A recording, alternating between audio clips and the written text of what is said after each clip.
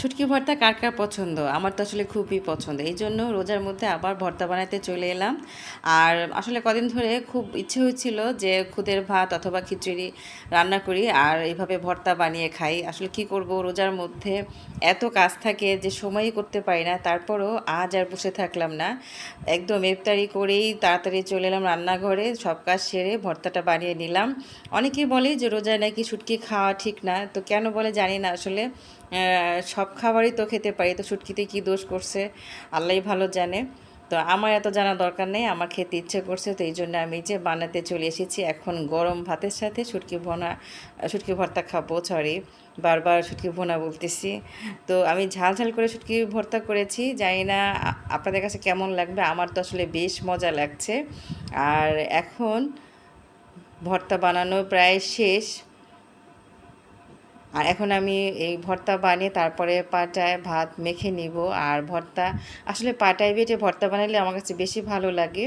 ব্লেন্ডারে বানানো মজা হয়, তারপরও কেমন জানি মনে হয়। আর পাটায় বানানোর মতো এরকম মজা হয় না।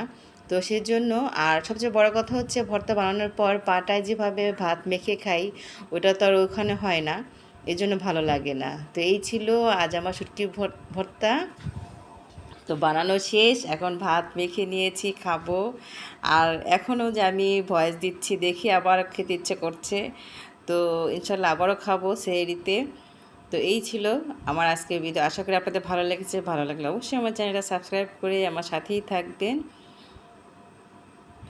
এই যে আমি প্রথমে খেয়ে নিচ্ছি, তারপর আমার যে ক্যামেরাম্যান আছে তাকে খাইয়ে দেবো একটু। ভর্তা বানাতে বানাতে একদম ঘেমে অস্থির, তারপর খাওয়ার পরও তো কথাই নাই, আরও ঘেমে শেষ।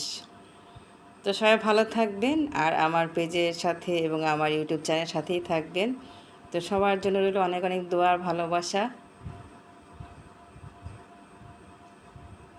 আর এইভাবে পাটায় মেখে ভাত খেতে কার কার ভালো লাগে কমেন্ট করে জানাতে ভুলবেন না।